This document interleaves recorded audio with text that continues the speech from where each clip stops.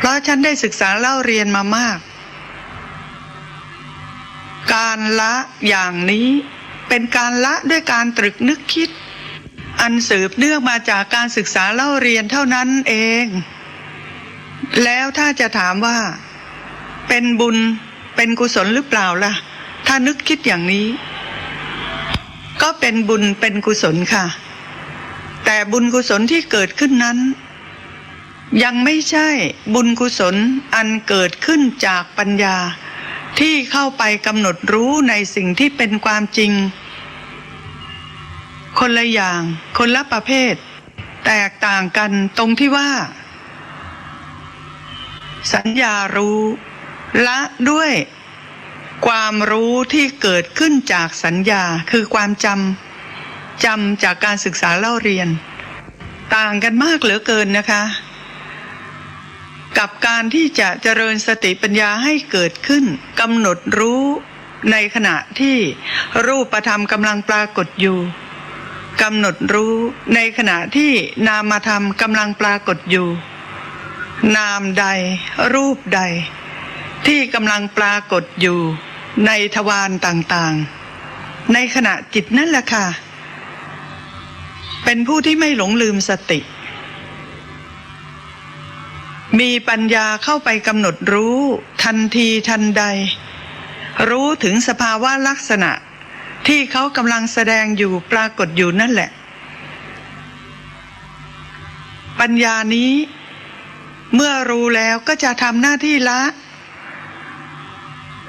การยึดมั่นถือมั่นในรูปธรรมนามธรรมนั้นเป็นการละไปทีละขณะจิตหนึ่งทีละขณะจิตหนึ่งที่เรียกว่าละโดยตะทังคัปปหารนั่นเองเคยได้ยินไหมคะละโดยตะทังคัปปหารนั่นเองและบุคคลนี้นี่แหละถ้าหากแม้นว่ามีความรู้สึกตัวอยู่เสมอสติสัมปชัญญะเกิดขึ้นได้บ่อยๆมีปัญญาเข้าไปกำหนดรู้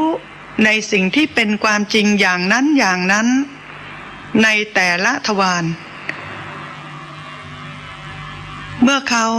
มีสติปัญญาเจริญยิ่งขึ้นไปก็สามารถที่จะบรรลุเป็นพระโสดาบันบุคคลได้ด้วยเหตุที่โสดาปัตติมรรคนั้นเกิดขึ้นทำหน้าที่ประหารสักกายทิฏฐิความเห็นผิดไปจากความเป็นจริงความยึดมั่นว่าเป็นสัตว์เป็นบุคคลเป็นตัวเป็นตนเป็นเราเป็นเขารูปร่างกายขันธ์ห้านี้ไม่ใช่เราเพราะเป็นแต่เพียงสภาวะธรรมหลายอย่างหลายประเภทเข้ามาประชุมรวมกันอยู่ในร่างกายนี้ก็เท่านั้นเองต้องเป็นความรู้ของพระโสดาบันบุคคลค่ะต้องเป็นความรู้คือปัญญาที่เกิดขึ้นพร้อมกับมรรคทั้ง8องค์โสดาปัตติมรรคเกิดขึ้นทำหน้าที่ประหารกิเลสทำหน้าที่ประหารสักกายทิฏฐิคือความเห็นผิดที่ท่านถามมาเนี่ยให้หมดสิ้นไปเป็นสมุฏเฉทประหารไม่เกิดขึ้นอีกเลยค่ะดิฉันก็หวังว่าท่านผู้ถามที่ได้ศึกษาเล่าเรียนพระธรรมมาบ้างถึงแม้ว่าจะเล็กๆน้อยๆนิดๆหน่อยๆก็ตามแต่เมื่อตั้งปัญหานี้ขึ้นมาถามคำตอบที่ได้ตอบไปแล้วโดยการขยายความอธิบายให้เกิดความเข้าใจเนี่ยนะคะท่านก็คงจะเกิดความเข้าใจและก็ขอให้เพียรประพฤติปฏิบัติสืบต่อไปเถิดค่ะขอเพียงแค่นี้นะคะเชิญท่านที่จะต้องการไต่ถามปัญหาธรรมะสืบต่อไปค่ะเชิญค่ะสวัสดีค่ะสวัสดีค่ะหนูขอเรียนถามอาจารย์เกี่ยวกับเรื่องการปรับอินทรีย์นะคะการสวดมนต์ภาวนาตอนเช้านอบน้อมแด่พระพุทธรัตนะพระธรรมรัตนะพระสังฆรัตนะ ดิฉันขอนมัสการพระอาจารย์สรายุทธสิริสาโร และพระอาจารย์ทุกรูปที่วัดท่าพญาจักรอำเภออู่ทองจังหวัดสุพรรณบุรี ขอสวัสดีกับท่านผู้ฟังทางบ้านทุกท่านค่ะ ขณะนี้ท่านกำลังรับฟังรายการพุทธวัตรซึ่งเป็นรายการสดดำเนินรายการโดยดิฉันยุพาอารามกุล ท่านผู้ใดต้องการไต่ถามปัญหาธรรมะ ถ้าท่านผู้ใดต้องการไต่ถามปัญหาธรรมะก็ขอเรียนเชิญนะคะ โทรศัพท์เข้ามาได้ค่ะ ต้นรายการนี้สะดวกนะคะ098-358-8544เป็นเรื่องของการให้ทานรักษาศีลเจริญสมาธิเจริญวิปัสสนาภาวนาถ้าเป็นปริยัติก็ยังอยู่ในหมวดของอริยสัจสี่ค่ะยังอยู่ในหมวดของอริยสัจสี่นะคะก็พูดไปตามลำดับนะคะมรรคมีองค์8พูดไปตามลำดับของมรรคมีองค์8ขณะนี้กำลังพูดถึงเรื่องสัมมากัมมันตะมรรคองค์ที่4สัมมากัมมันตะการทำการงานชอบได้แก่การเว้นจากการทำงานชั่วเป็นวิรติสัมมากัมมันตะนะคะได้แก่เว้นจากการฆ่าสัตว์เว้นจากการลักทรัพย์เว้นจากการประพฤติผิดในกามนะคะ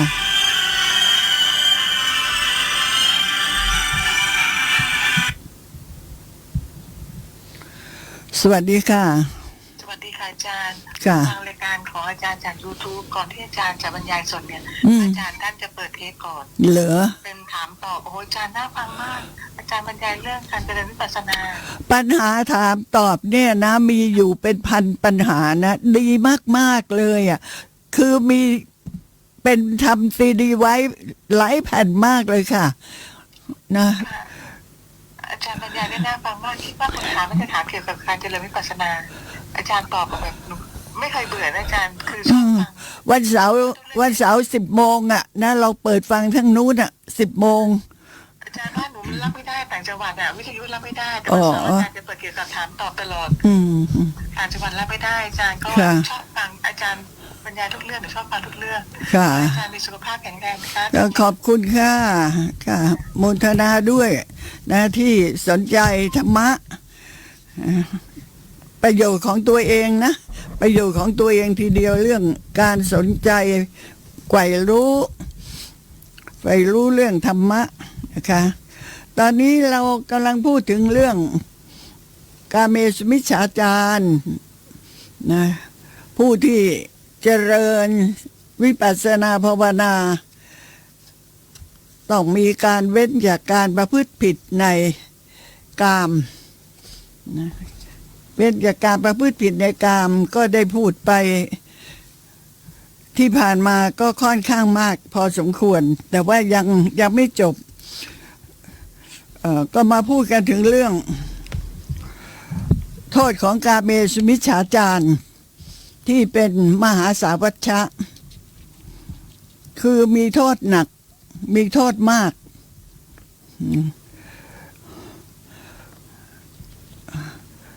การล่วงกาเมสุมิจฉาจาร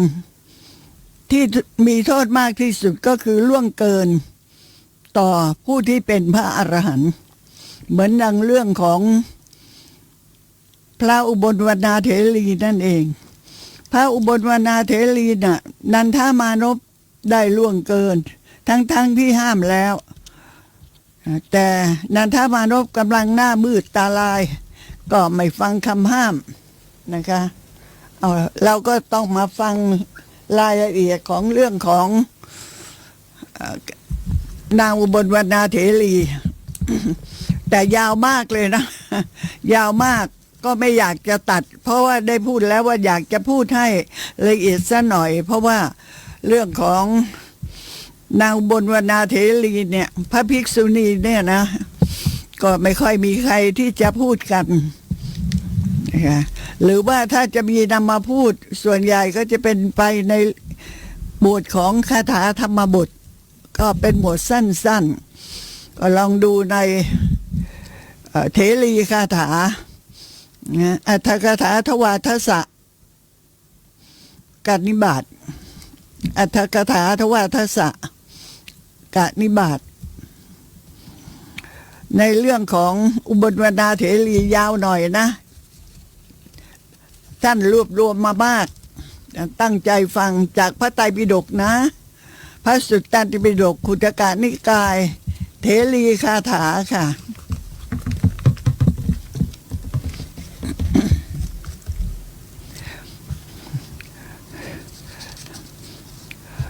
พระเถรีรูปนี้เนี่ยในอดีตชาติโน้นนะเราต้องพูดตามที่ท่านได้แสดงไว้ตั้งแต่ชาติก่อนๆนู้นเรื่อยมาจนถึงชาติปัจจุบันว่ามีเหตุการณ์อะไรเกิดขึ้นในอดีตชาติโน้นในสมัย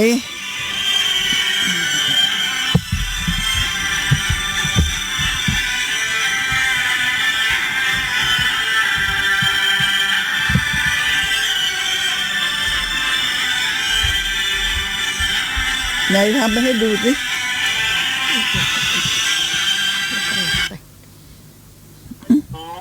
สวัสดีค่ะสวัสดีค่ะอาจารย์ค่ะขอบพระคุณมากค่ะรอฟังอยู่ค่ะรอฟังอยู่ค่ะค่ะขอบคุณค่ะอาจารย์ไม่พูดว่าโอ้รอเลยค่ะค่ะกราบขอบพระคุณนะคะค่ะสวัสดีค่ะสวัสดีค่ะสวัสดีค่ะรอฟังอยู่ค่ะ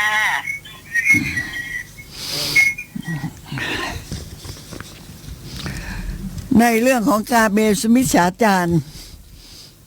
ไม่มีใครที่จะมีโทษหนักเท่ากับนาถมานพที่ได้ข่มขืนพระอุบลวรรณาเถรีนะเล่าถึงเรื่องในอดีตชาติโน้นของพระภิกษุณีรูปนี้ก่อนท่านเป็นเอตทัคคะเป็นผู้ที่เลิศที่สุดทางฝ่ายของภิกษุณีสงฆ์ทางด้านผู้ที่มีฤทธิ์มากก็ว่างั้นเถอะทางด้านผู้ที่มีฤทธิ์มากเพราะว่าท่านได้อภิญญา6นะได้อภิญญา6แล้วก็เป็นบุคคลผู้ที่บรรลุตั้งแต่ยังรุ่นสาวเลยนะได้วิชา6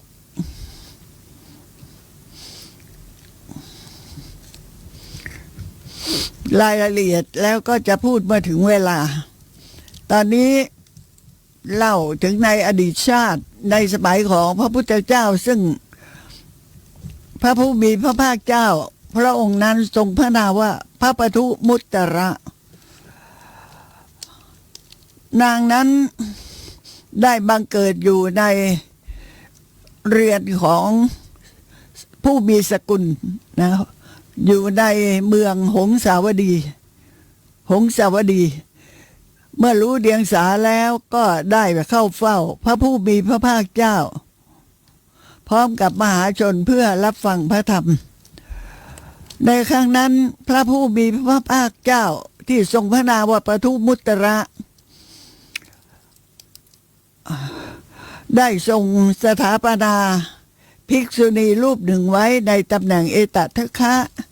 เป็นเลิศของเหล่าภิกษุณีผู้ที่มีฤทธิ์มากยอดเยี่ยมที่สุดทางฝ่ายผู้ที่มีฤทธิ์มากหญิงผู้นี้จึงถวายมหาทานแก่พระภิกษุสงฆ์ซึ่งมีพระพุทธเจ้าเป็นประมุขเป็นประธาน7 วันแล้วก็ปรารถนาในตำแหน่งนั้นต่อมานางก็ได้กระทำบุญกระทำกุศลจนตลอดชั่วชีวิตตายแล้วก็ไปเกิดในเทวโลกท่องเที่ยวอยู่ใน เทวโลกและมนุษยโลก เพราะอำนาจแห่งบุญกุศลที่ได้กระทำไว้แล้วนั่นแหละในครั้งต่อมาในกาลสมัยของพระกัสสปะพุทธเจ้า นางก็มีปฏิสนธิหรือว่ามีการเกิดอยู่ในพระราชวังของพระเจ้ากาสีผู้ที่ทรงพระนามว่ากิกิในกรุงพาราณสีเป็นพระราชธิดาองค์หนึ่งในระหว่างพระพี่น้องนาง7 พระองค์ทรงประพฤติพรหมจรรย์อยู่ถึง 20,000 ปี เพราะว่าในการและสมัยนั้นน่ะคนมีอายุยืนยาวเพราะการที่มีอายุนั้นแต่ละสมัยผู้คนที่เกิดในครั้งนั้นจะมีอายุไม่เท่ากันแต่พระพุทธเจ้าของเราพระองค์นี้นี่แหละมนุษย์เกิดมาแล้วมีอายุน้อยที่สุดคือ100 ปีนะคะในสมัยก่อนนู้นมีอายุเป็นหลายพันปีหลายหมื่นปี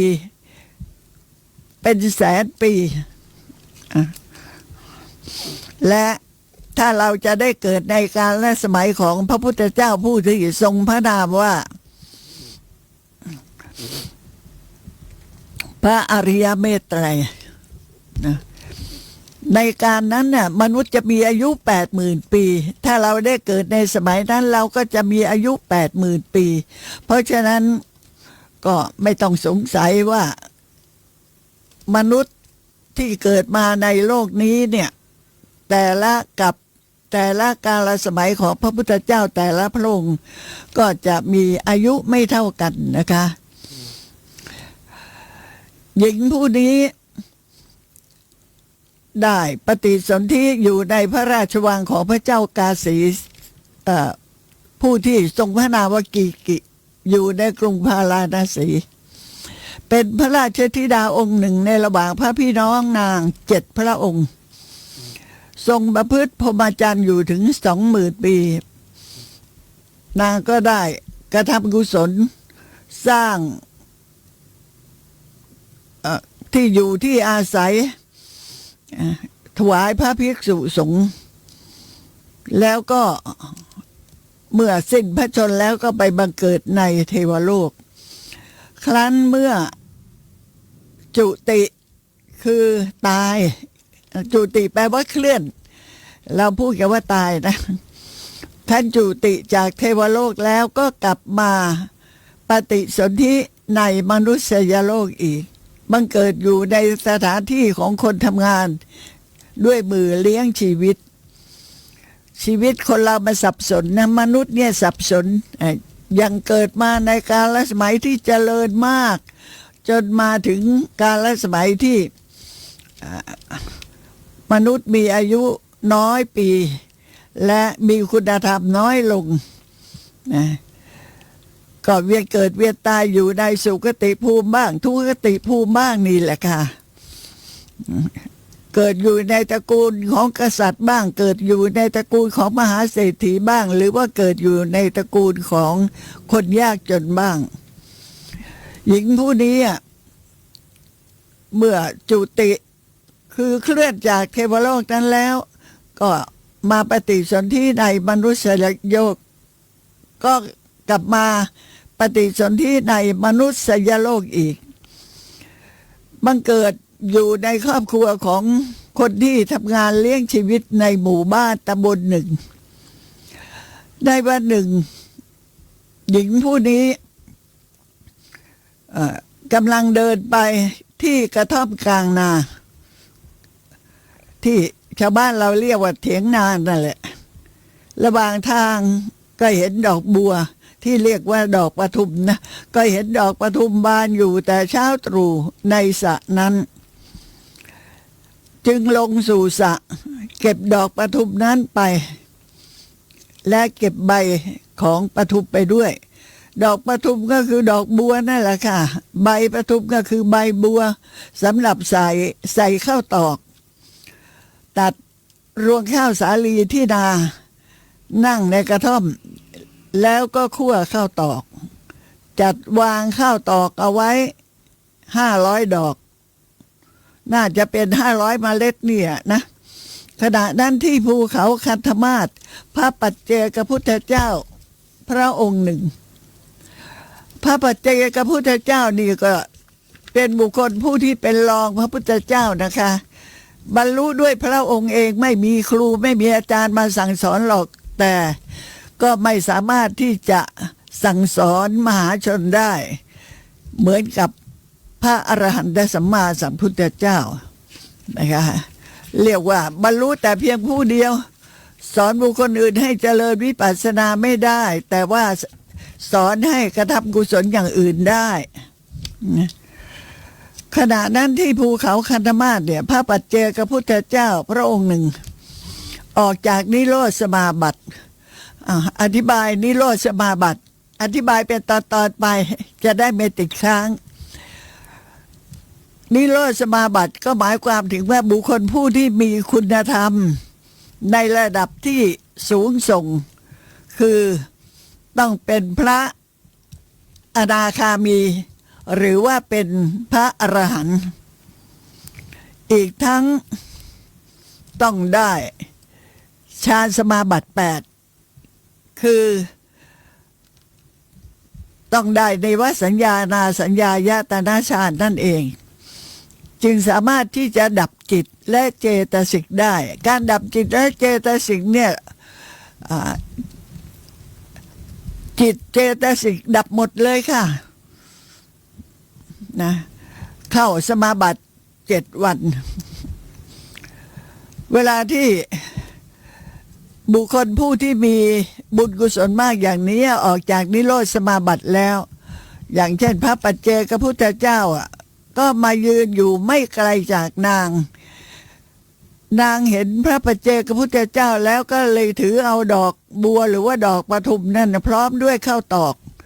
ลงมาจากกระท่อมใส่ข้าวตอกลงไปในบาตรของพระปัจเจกพุทธเจ้าแล้วก็เอาดอกปทุมปิดบาตรถวายขณะนั้นเมื่อพระปัจเจกพุทธเจ้ารับทานแล้วเดินไปได้หน่อยหนึ่งนางก็เกิดความคิดนะว่าธรรมดานักบวชคงจะไม่ต้องการดอกไม้เราจะต้องไปเอาดอกไม้กลับคืนมาเอามาใช้ประโยชน์ซะเองเมื่อนางคิดว่านักบวชไม่ต้องการดอกไม้ก็เลยเดินไปพอไปถึงพระปัจเจกพุทธเจ้าซึ่งท่านก็ถือดอกไม้อยู่หญิงผู้นี้ก็เลยขอดอกไม้จากมือของพระปัจเจกพุทธเจ้าแล้วก็มาคิดอีกว่าถ้าหากว่าพระผู้เป็นเจ้าไม่ต้องการดอกไม้ก็จะไม่ยอมให้เราวางไว้บนบาตรเป็นแน่แท้แต่พระผู้เป็นเจ้านั้นคงต้องการดอกไม้จึงได้ให้เราวางไว้ที่บาตรเมื่อคิดดังนี้แล้วดอกไม้ที่ขอกลับมาก็เอาไปวางไว้บนบาตรอีกครั้งหนึ่งพระปัจเจกพุทธเจ้าก็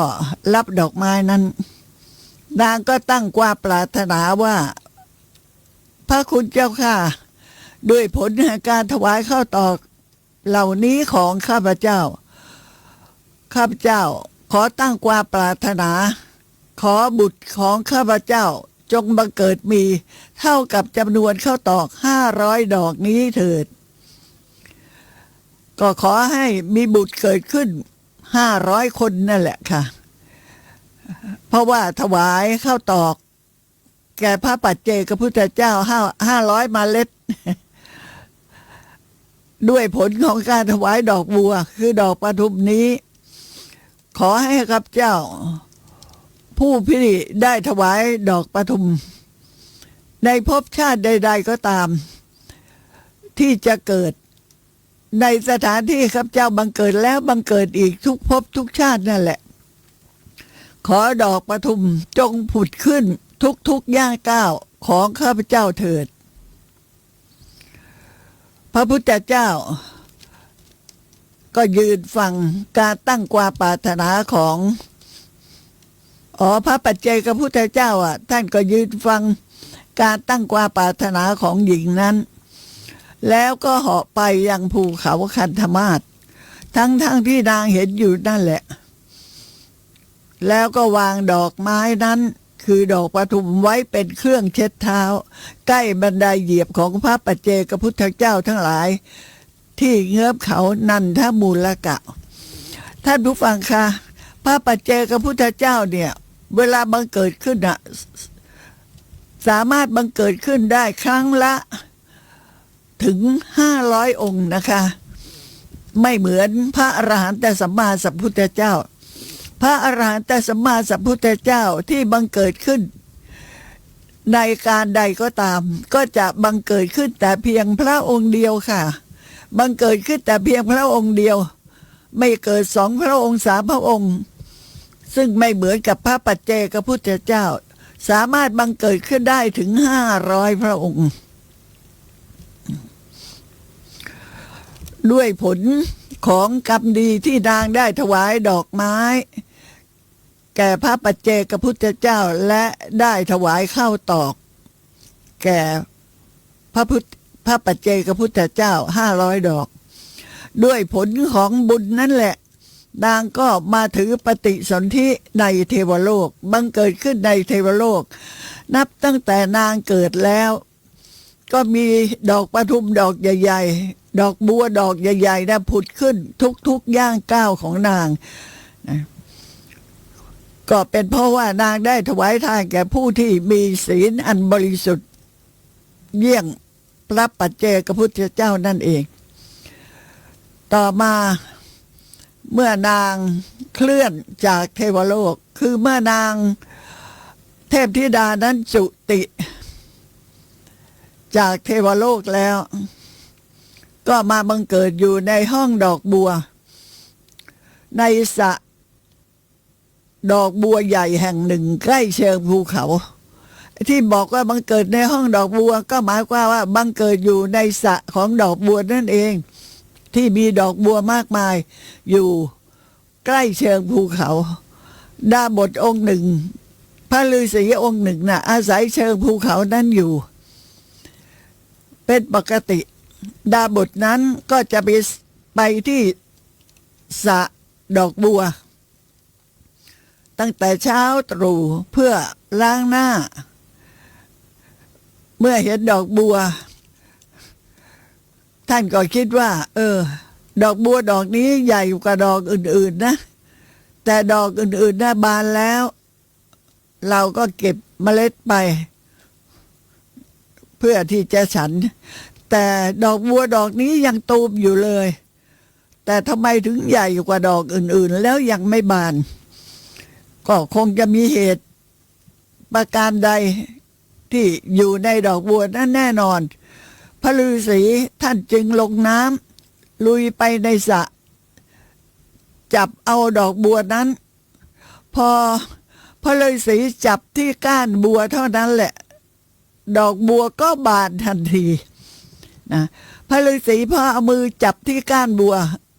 ดอกบัวก็บานทันทีพระฤาษีก็เห็นว่ามีเด็กหญิงนอนอยู่ภายในดอกบัวนั้นเนื้อตัวนี่เหมือนสีทองไปหมดเลยสวยงามมากนับตั้งแต่ได้เห็นแล้วพระฤาษีก็มีความรักเสมือนอย่างว่าพ่อรักลูกแล้วก็นำเด็กหญิงนั้นไปที่ศาลาพร้อมกับดอกไม้คือดอกบัวปูให้นอนบนเตียงพระฤาษีจะเลี้ยงเด็กนั้นยังไงก็ด้วยบุญของเด็กหญิงนั่นแหละค่ะน้ำนมก็เกิดขึ้นที่หัวแม่มือนะน้ำนมเนี่ยเกิดที่หัวนิ้วมือของพระฤาษีด้วยบุญของเด็กหญิงนั่นเองเวลาที่เด็กหิวนมพระฤาษีก็เอาหัวแม่มือนั่นน่ะใส่ไปในปากของนางก็ดูดกินเหมือนกับดูดนมเลี้ยงชีวิตมาเวลาที่ดอกบัวนั้นเหี่ยวพระฤาษีก็นำดอกบัวดอกอื่นมาเปลี่ยนให้เด็กหญิงนั้นนอนนับตั้งแต่นั้นมาเด็กนั้น เจริญเติบโตวิ่งไปไหนมาไหนได้ ดอกบัวก็ผุดขึ้นทุกย่างก้าวสินะไม่ว่าจะวิ่งไปทางไหนนะก็มีดอกบัวผุดขึ้นรองรับทุกย่างก้าว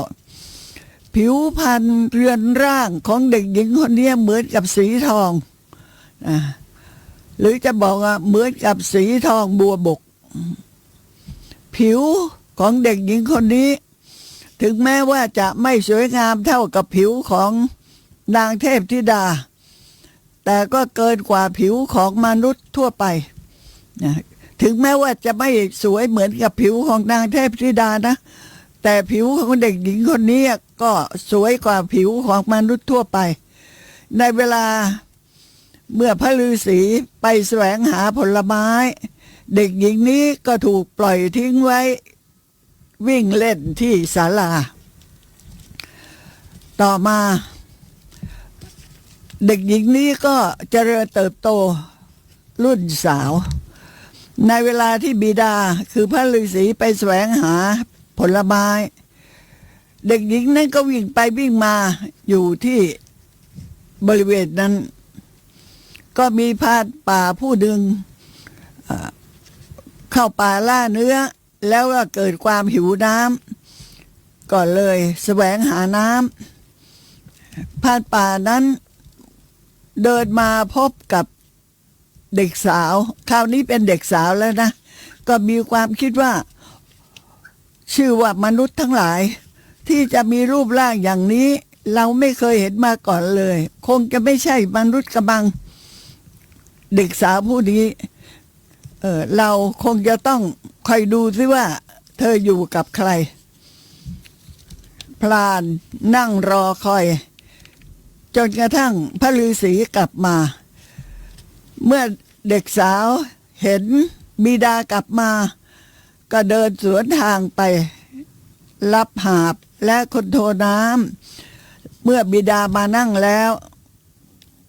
แสดงธรรมตามหน้าที่ของตนครั้งนั้นพรานป่าที่เฝ้ามองดูอยู่ก็รู้ว่านางนั้นเป็นมนุษย์ไม่ใช่เทวดาพรานป่าจึงได้เข้าไปหาพระฤาษีนั่งกราบไหว้อยู่ณที่นั้นพระฤาษีเชื้อเชิญให้พรานป่านั้นกินเผือกมันผลไม้ดื่มน้ำจนอิ่มหนำสำราญแล้วก็ถามว่าพ่อมหาจำเริญท่านจะพักอยู่ที่นี่ก่อนหรือจะเดินทางไปไหนพระตาก็ตอบว่าจะไม่พักอยู่ขอรับแต่จะเดินทางกลับไปพระฤาษีก็กล่าวว่าถ้าท่านจะกลับไปไม่อยู่ในที่นี้เราก็จะขอสักอย่างหนึ่งเหตุการณ์ที่ท่านเห็นอยู่ในวันนี้ว่าเรามีธิดาอยู่ที่นี่ท่านอย่าได้ไปบอกกับใครเลยนะอย่าได้พูดถึงสถานที่ที่ท่านได้มาแล้วได้ไหมพรานป่าก็ตอบว่าถ้าพระคุณเจ้าไม่ประสงค์ที่จะให้พูดข้าก็จะไม่พูดเล่าเลยให้สัญญาว่าจะไม่พูดจะไม่เล่าให้ใครฟังแล้วก็ลาพระฤาษีกลับมาออกจากป่าในระหว่างที่ออกจากป่าเนี่ยพรานป่าก็ทำเครื่องหมายไว้ตามทางนะที่กิ่งไม้ต้นไม้อะไรทำเครื่องหมายไว้เพื่อให้จำได้ว่าทางเดินมาที่ศาลาของพระฤาษีจะต้องไปทางนี้ทางนี้เพื่อให้พอที่จะจดจำหนทางได้ในเวลาที่จะมาอีกเมื่อพรานป่ากลับไปแล้วก็ไม่รักษาสัญญา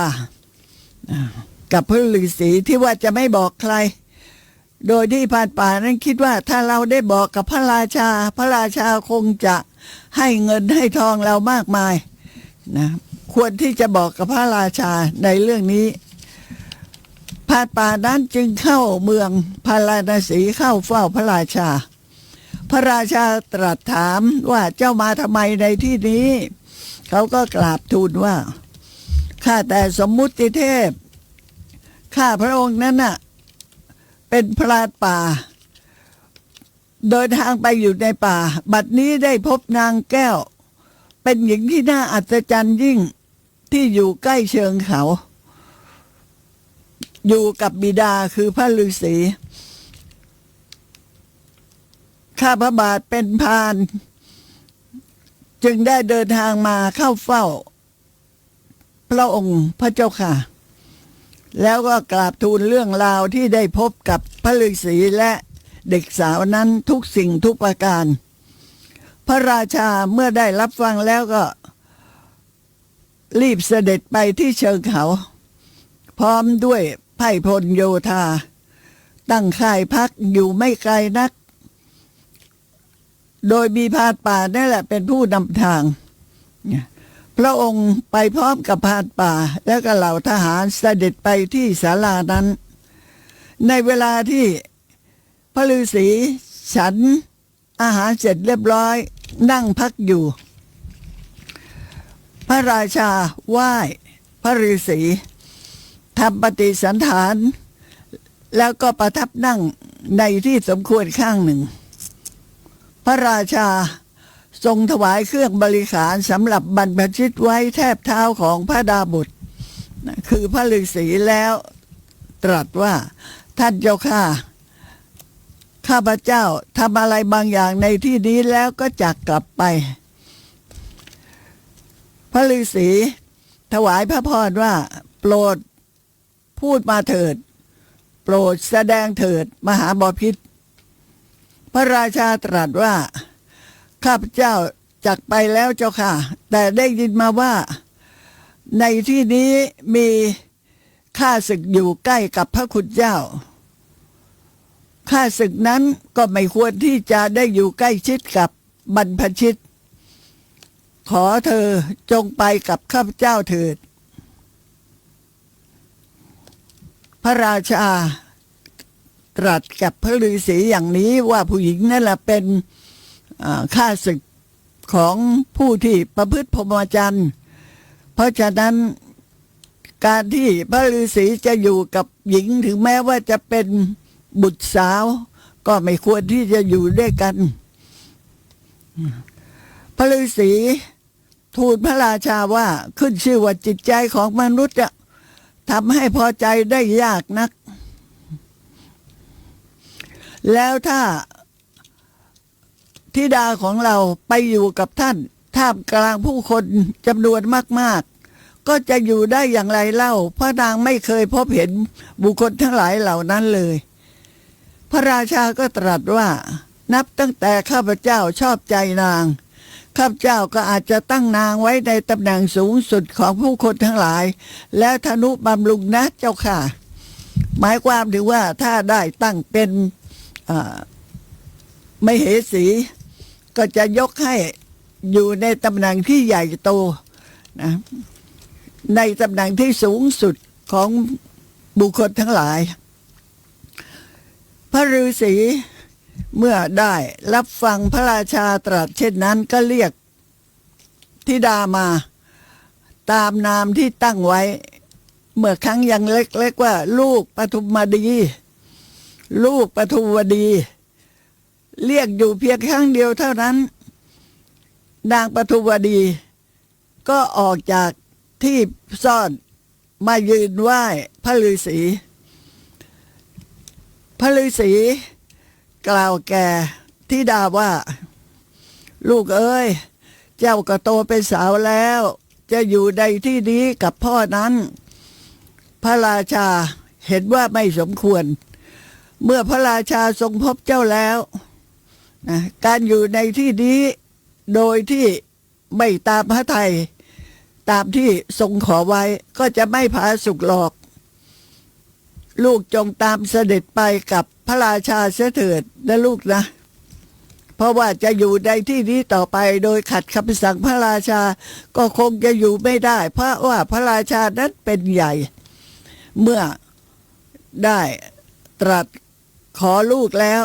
พ่อก็จำเป็นที่จะต้องยกให้แก่พระองค์ นางปทุมวดีก็รับคำพระฤาษีผู้ที่เป็นบิดาว่าดีแล้วพ่อท่าน ลูกก็จะทำตามที่พ่อท่านบอกไหว้แล้วก็ไปยืนร้องไห้อยู่ พระราชาตรัสว่าเราจะยึดพระราชามีความคิดว่าเราจะยึดจิตใจของบิดาของนางไว้นะด้วยการจะมอบของที่เป็นของจำเป็นของมนุษย์ไว้ให้กับนางเพื่อให้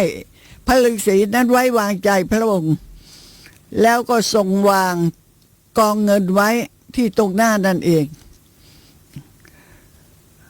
การที่พระราชานำกองเงินมาวางไว้ตรงหน้าพระฤาษีก็เหมือนกับว่าทรงสู่ขอแล้วนะทรงสู่ขอแล้วก็ผู้ที่เป็นบิดาก็ยกให้โดยมีของมั่นของแต่งงานก็ทรงทำการอภิเษกนะเหมือนกับทำการอภิเษกสมรสนี่แหละเมื่อกระทำเสร็จเรียบร้อยแล้วพระราชาก็ทรงนำนางปทุมวดีกลับไปยังพระนครของพระองค์นับตั้งแต่เสด็จกลับมาแล้วพระราชาก็ไม่ได้ทรงสนพระทัยหญิงอื่นๆเลยที่ในวังนะทรงตั้งนางปทุมวดีนั้นให้เป็นใหญ่เป็นมเหสีแล้วก็ทรงอภิรมย์อยู่กับนางก็ผู้หญิงทั้งหลายเนี่ยโดยปกติแล้วสตรีก็จะมีปกติที่อิสาลิษยานะประสงค์ที่จะทำให้นางปทุมวดีแตกกันกับพระราชาเห็นแล้วหมันไส้เห็นแล้วไม่ชอบใจที่พระราชาอยู่แต่ห้องเดียวกันกับนางปทุมวดีไม่ไปมาหาสู่หญิงทั้งหลายอีกเลยนะเมื่อเห็นดังนี้ก็เกิดความอิสาลิษยานั่นแหละประสงค์ที่จะทำให้นางนั้นแตกกันกับพระราชาหาอุบายที่จะยุแย่ส่อเสียดให้แตกแยกกันกับพระราชาหญิงเหล่านั้นที่เป็นนางสนมก็พากันเพชรทูลอย่างนี้ว่าข้าแต่พระทูลกระหม่อมแก้วสตรีผู้นี้น่ะไม่ใช่มนุษย์ดอกเพคะทูลกระหม่อมเคยเห็น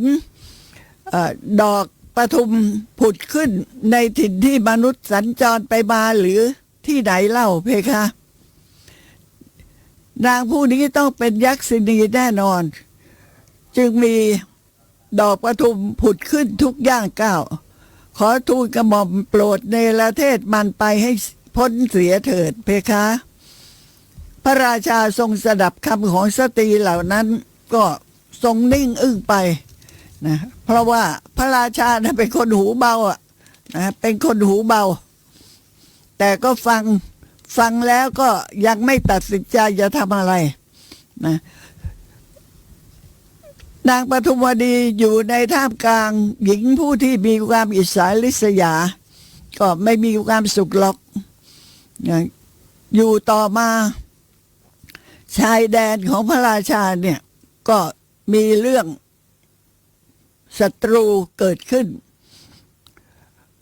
พระองค์มีพระดำริว่าบัดนี้พระนางปทุมวดีมีพระคันแก่แล้วท้องแก่แล้วก็ทรงพักพระนางไว้ในพระนครแล้วก็เสด็จไปยังเมืองชายแดนให้นางปทุมวดีอยู่ในพระนครนั้นรับสั่งว่าพอเด็กของพระนางประสูติออกมาแล้วเจ้าจงนำออกไปไม่ใช่หมายความว่าสตรีเหล่านั้นนะผู้ที่เป็นผู้อิสาลิษยาพระนางปทุมวดีเนี่ยนะเมื่อเห็นว่าพระราชาเสด็จออกจากพระราชวังไปแล้วก็เห็นว่านี่เป็นโอกาสที่จะกำจัดพระนางปทุมวดีสตรีเหล่านั้นจึงได้ให้สินบนแก่หญิงผู้รับใช้ที่ปฏิบัติพระนางแล้วก็สั่งว่า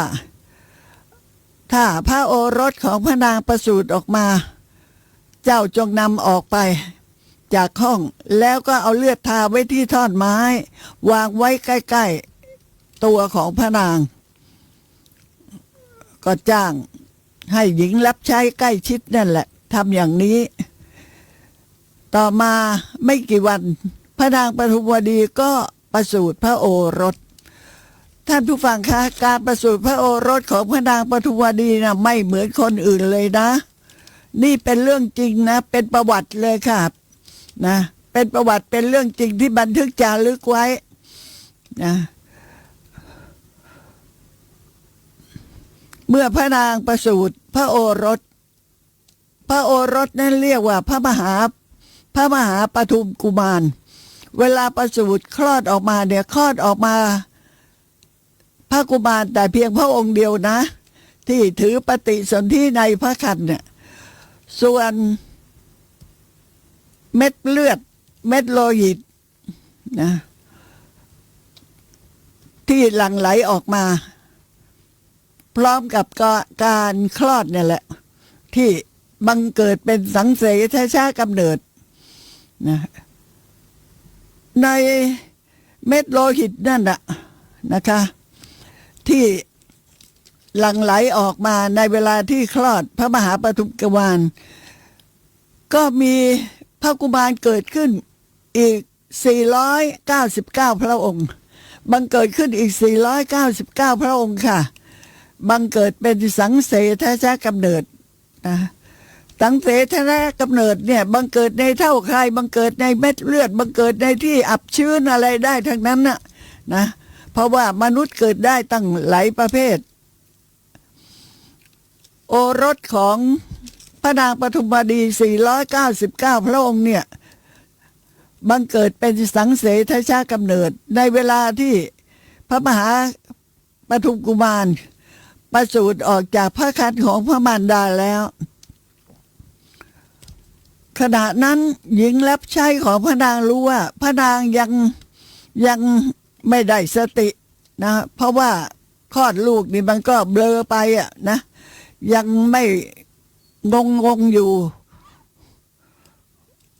ยังไม่สนใจที่จะทำอะไรทั้งนั้นเพราะว่าหญิงที่คลอดบุตรอยู่ท่ามกลางผู้ที่ไว้ใจไม่ได้นั้นน่ะจิตใจของพระนาง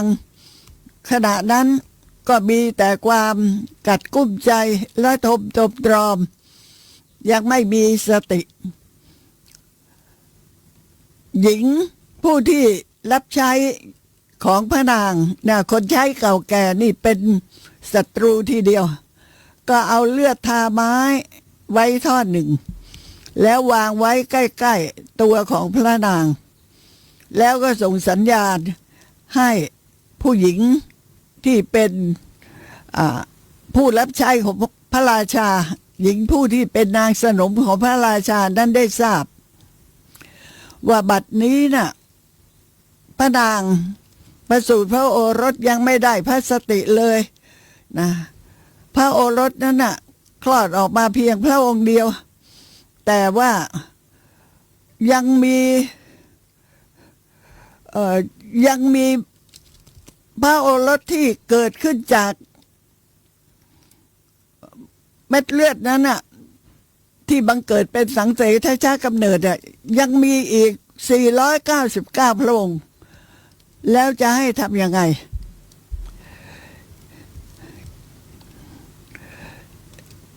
หญิงผู้ที่เป็นนางกำนันสนมกำนันในนะทั้ง500คนของพระราชาที่พระราชาไว้พระทัยนักไว้ใจนักว่าให้คอยดูแลปทุมวดีเถิดแต่ด้วยความอิจฉาริษยานั่นเองก็เลยหาทางกันแกล้งนะเมื่อคลอดพระโอรสออกมาประสูติพระโอรสออกมาคือปทุมกุมารแล้วเนี่ยก็ยังมีกุมารเกิดขึ้นอีก499พระองค์หญิงทั้งหลายเหล่านั้นเมื่อเห็นความอัศจรรย์อย่างนี้ก็เลยยังทำอะไรไม่ได้ก็บอกว่าเอ้า เราก็เอากุมารนี้ไปคนละองค์ก็แล้วกัน แล้วให้ส่งไปที่สำนักช่างกลึงให้ทำกล่องใหญ่ๆมาใส่พระกุมารแต่ละคนรองรับไว้แต่ละคนให้บรรทมในกล่องในตลับนั่นแหละแล้วตีตาข้างนอกเอากล่องวางไว้ตีตานอกกล่องแล้ววางไว้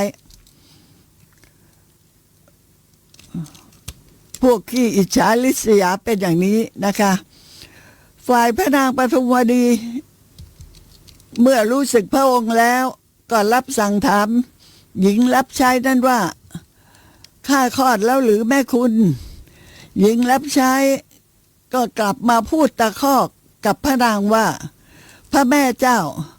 จะได้ทารกมาจากที่ไหนเล่านี่แหละท่อนไม้นี่แหละนะเป็นทารกที่ประสูติออกมาจากพระครรภ์ของแม่เจ้าแล้วก็หยิบเอาท่อนไม้ที่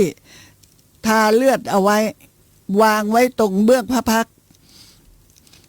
ทูลพระนางปทุมวดีว่านี่ไงคือทารกที่ประสูติออกจากพระครรภ์ของพระแม่เจ้าแหละพระนางปทุมวดีทอดพระเนตรเห็นทอดไม้แล้วก็เกิดความโทมนัสเศร้าโศกเสียใจคิดว่าเป็นไปไม่ได้ก็เลยรับสั่งให้นำทอดไม้นั้นไปทำลายโดยตรัสว่าเจ้าจงนำออกไปถ้าใครเขาเห็นเข้าเราก็จะอายเขาหญิงรับใช้เหล่านั้นเมื่อได้รับฟังคำสั่งของพระนางแล้วก็ทำเป็นเหมือนว่าหวังดีก็เลยผ่าทอดไม้ใส่เข้าไปในเตาไฟนะเป็นอันว่าหาทางที่จะกำจัดพระนางได้ในเบื้องต้นแล้วต้องรอพระราชาเสด็จกลับมาก่อนนะ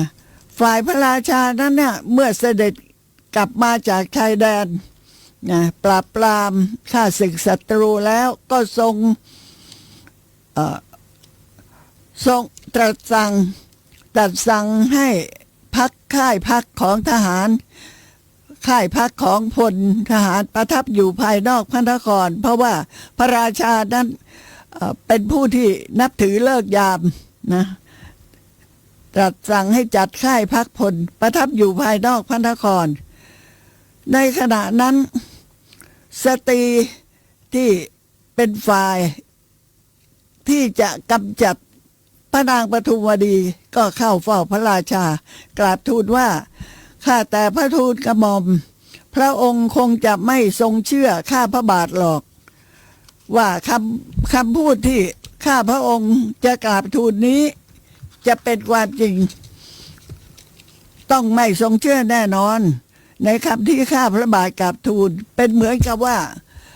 ไม่ใช่เหตุการณ์ที่แท้จริงขอพระองค์โปรดเรียกหญิงรับใช้ของพระนางที่รับใช้ส่วนตัวของพระนางพระมเหสีนั้นมาถามเถิด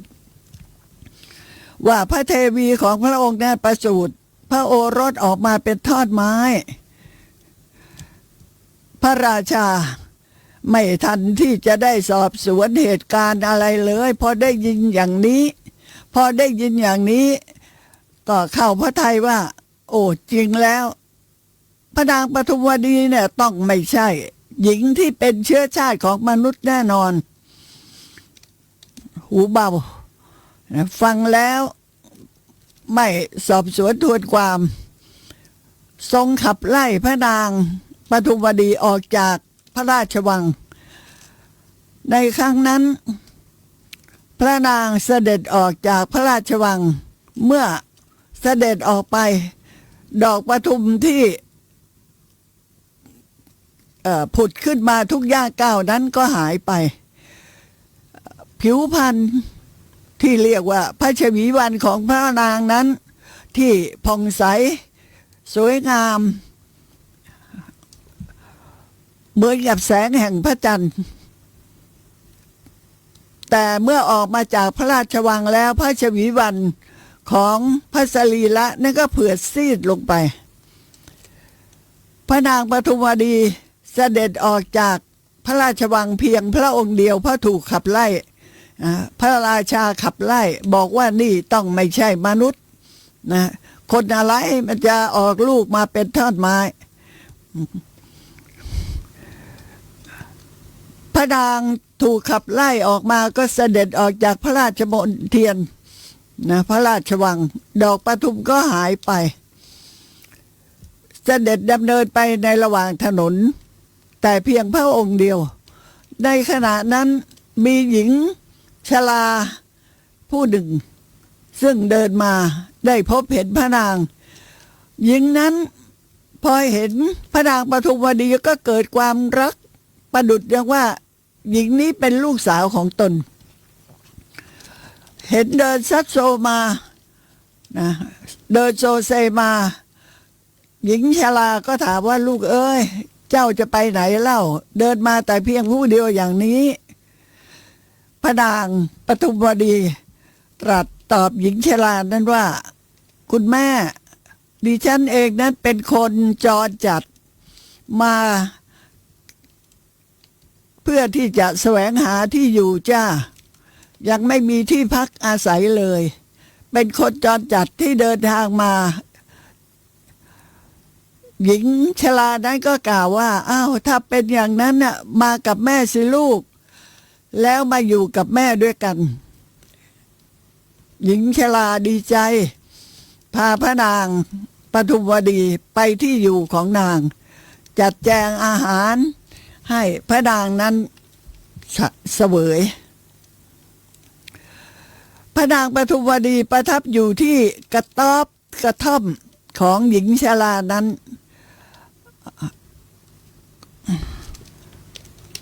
ในทำนองเดียวกันนี้แหละผู้หญิง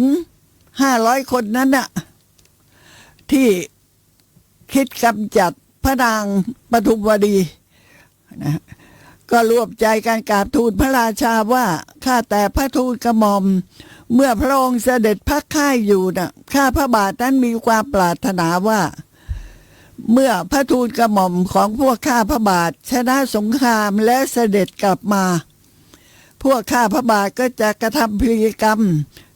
โดยได้บวงสรวงว่าจะเล่นกีฬาทางน้ำถวายแก่เทวดาแม่พระคงคาขอพระทูลกระหม่อมโปรดประกาศข้อความนี้ด้วยเถิดเพคะให้ชาวเมืองได้รับทราบพระราชาดีใจโอ้เรานี่มีคนจงรักภักดีเหลือเกินนะก็คือหญิงทั้งหลายเหล่านี้แหละจงรักภักดีกับเรามากเราเสด็จไปชายแดนหญิงทั้งหลายเหล่านี้ก็ได้ไปบวงสรวงบนบานแก่เทวดาพระราชาฟังแล้วชื่นใจนะก็ทรงยินดีรับสั่งให้ทำตามคำขอของสตรีเหล่านั้นโดยการตีกลองร้องประกาศตีกลองร้องประกาศให้คนรับรู้ว่าหญิงทั้ง500 คนเนี่ยจะกระทำการบวงสรวงโดยการเล่นกีฬาทางน้ำถวายแก่เทวดาที่ประจำอยู่ที่พระแม่คงคาส่วนพระองค์เองก็เสด็จไปเพื่อทรงเล่นกีฬาทางน้ำที่แม่พระคงคาสตรีเหล่านั้นทั้ง500 คนได้โอกาสแล้วต่างก็ถือกล่องตลับจำได้ไหมคะว่าตอนที่พระราชกุมาร499 คนนั้นเกิดขึ้นมาหญิงทั้งหลายเหล่านี้แหละบอกกับคนรับใช้ของนางว่าให้ไปหาร้านที่ต่อ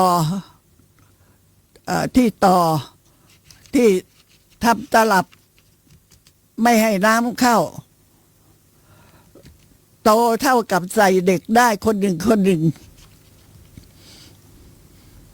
เมื่อได้โอกาสว่าพระราชาทรงอนุญาตดังนั้นแต่ละคนก็ถือเอาตลับของตัวไป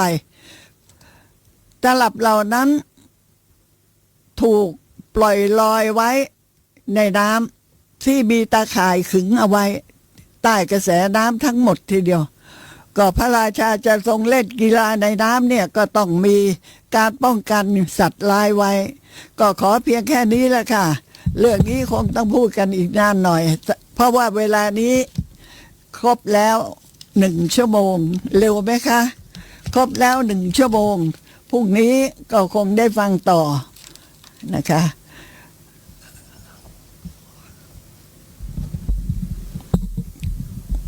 ขณะนี้ก็ขอจบในพระธรรมที่ได้อัญเชิญมาแสดงแต่เพียงเท่านี้นะคะ